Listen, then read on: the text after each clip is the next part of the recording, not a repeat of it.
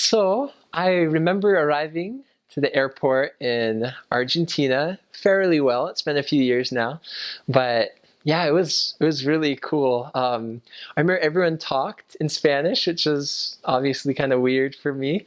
I remember we had to go through some like customs, go through a few checkoffs and show our passport, and we didn't really have to say much. We just said like, here it is, maybe, and someone just kind of ushered us through the line, which is nice. I remember talking in line with someone as I was waiting to go and show my thing to go past the checkpoint.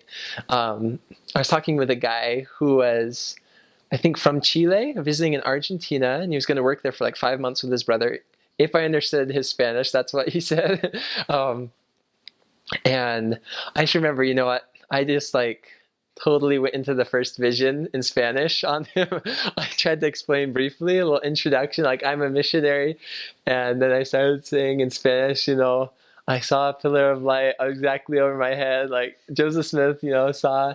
And he was very respectful, he listened, he didn't interrupt me, he listened until I was finished. I gave him a pamphlet, maybe Book of Mormon, I can't remember exactly. I think I took down his name and number, and I can't remember if I really knew how to do a referral, so I don't know if that really got referred on.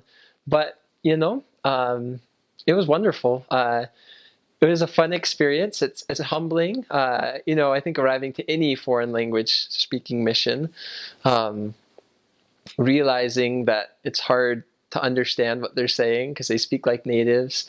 For me, every week, I would catch more and more and more.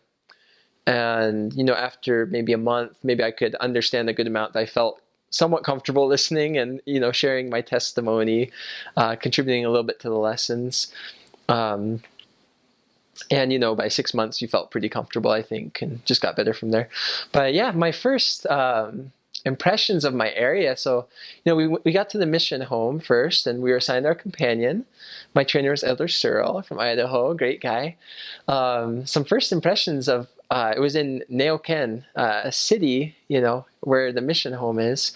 In the Patagonia, I thought it was just land rolling of hills and sheep. And, we'd walk 5 miles in between houses and, preach to the sheep along the way. And there'd be like two or three people here and there. But I mean, it was a city, kind of like cities here, except for lots of dirt roads, and different traditions they have.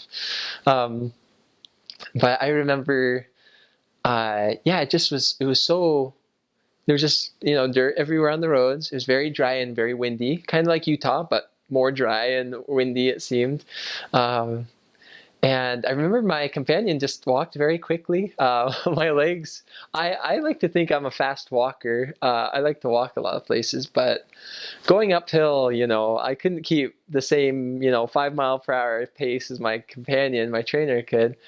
Um, and I remember the people were very good. Those first few days, I was on fire. Like, I was ready to convert the world. Like, I remember just testifying very, very boldly. It didn't matter if they were a member or non-member or my companion or whatever. I remember just stopping, groups of people and just testifying very big, like, get baptized, like, you need to repent, be baptized.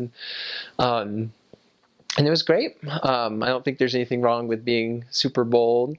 But, I think I did calm down a little bit. It wasn't quite as intense as during those first few days, but it was wonderful. It was very stressful, kind of, because I knew of the weight of my calling, like that I'm called to preach to people. So there was an element of stress there, but I mean, that was stress that I chose to have on me because I wanted to fulfill my calling the best I could.